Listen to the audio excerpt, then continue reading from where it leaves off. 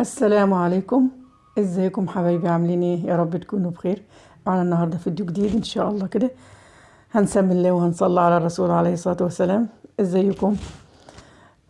معنا النهارده فيديو لتنظيف الطيور وتفريزها، وان شاء الله هنكون معنا مع بعض كده نعمله مع بعض خطوة خطوة.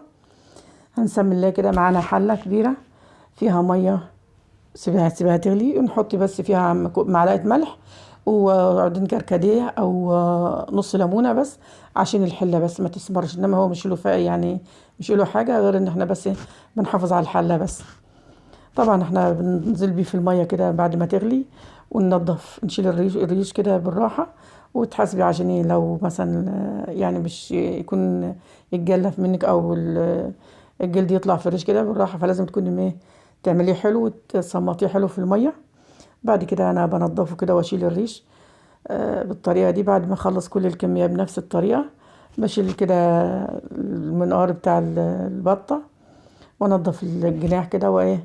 وفي طبعا الزفره اللي ورا ديت لازم بتشيليها كده وتنضفيها. كل الكميه بعملها بنفس الطريقه دي، عامله كتير او عامله واحده هي نفس الطريقه. بننضفها كده ونشيل كل حاجه. بعد ما ننضفها وتنشف بولع كده عين البوتاجاز واشيط البطه او الفرخه عليه. طبعا يعني مثلا بيبقى فيها ريش كده بس شعر زي الشعر ناعم خالص، ما تقدرش تركزي فيها الا ايه ما بتاخدي بالك منه. ونشيطه كله كده ونخلص كل الكمية بالطريقة دي من كل جهة، وتشيلي تحت الجناح وكل حاجة كده بنشيلها وننضفها كده وايه، وتكون معانا جاهزة. هخلص برضو كل الكمية بنفس الطريقة كده وهحطها على الصينية. طبعا انا بعمل ده كله، طبعا انا بعمل بس اللي قدامكم كده، انما الباقي بعمله وانا قاعدة. طبعا محدش هيقدر يقف المسافة دي كلها. انا بشيل الرقبة بالزور اللي فيها دي، يعني عشان انا بحب انضفه حلو كده، لانك ممكن تشيلي تقطع الرقبة وكل حاجة، بس ما بتبقاش فيه بقى حاجات كده مش حلوة يعني. فبنشيلها وننضفها كده وتقلبي الزور بتاعها وتنضفيه كده وتشيلي اي زفرات فيها وبقى فيها، واقطعها وتكون كده معايا نظيفة. وبعد كده بفتحها من تحت كده وايه، وبطلعها واطلع كل اللي فيها. طبعا احنا ما بناخدش غير القوانص والكبدة بس، انما الباقي انت بترميه، او لو انت عايزة تعمليه ده حسب رغبتك يعني.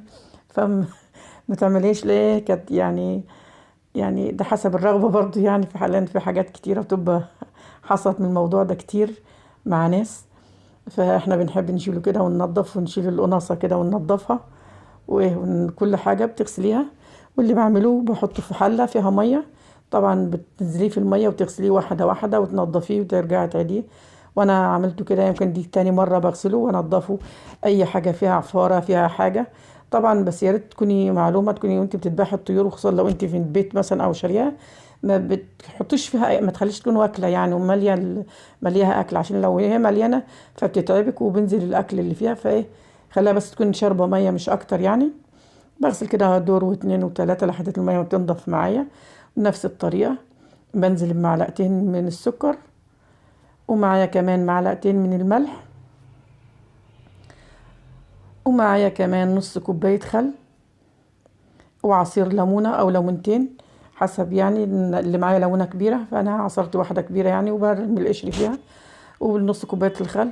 وبنقعه كده حوالي ساعتين يعني، او ساعه ونص حسب يعني. بعد ساعه ونص او ساعتين او اللي انت عايزه تسيبيه يعني، فكون ايه يعني ما بزيدش عن ساعتين لان هتبقى خدت وقت كتير يعني.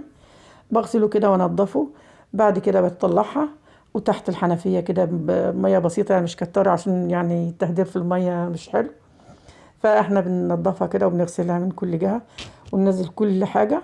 وبعد كده ما بغسلها بحطها على الصينية برضو تصفي ميتها وتطلعها كده تكون معاكي نظيفة.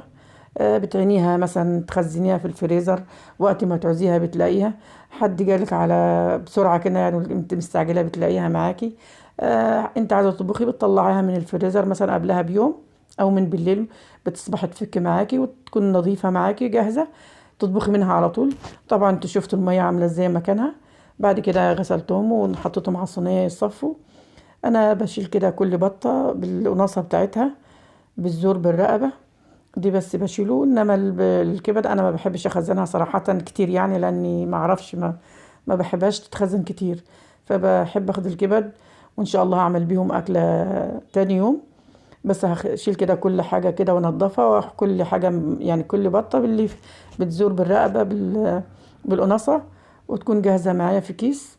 هكيسهم كلهم بالطريقة دي ويكونوا جاهزين معايا. بتكون جاهزة، بتكون حاجة نظيفة، سواء انت مربياها من البيت او انت شارياها وحبيتي تخزني حبة ينفعوك في رمضان.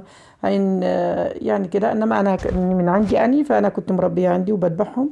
يعني اللي بيكبر كده ويمسك نفسه كده ويكون تقيل عاد حلو، فبذبحهم واكيسهم كده وعينهم في الفريزر نضاف.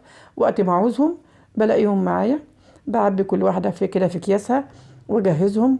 وبعد كده باخدهم على الفريزر وانضفهم كده ويكونوا جاهزين. اسفة، يكونوا نضاف معايا وجاهزين.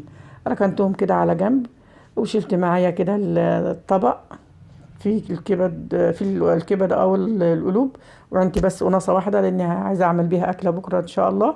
وكده جاهزين معايا بنفس الطريقة، يعني جاهزين وكل حاجة حلوة كده فيها ونظيفة وريحتها حلوة. لو عجبكم الفيديو ما تنسوش اللايك والشير، وتكتبوا لنا كده كومنت ظريف.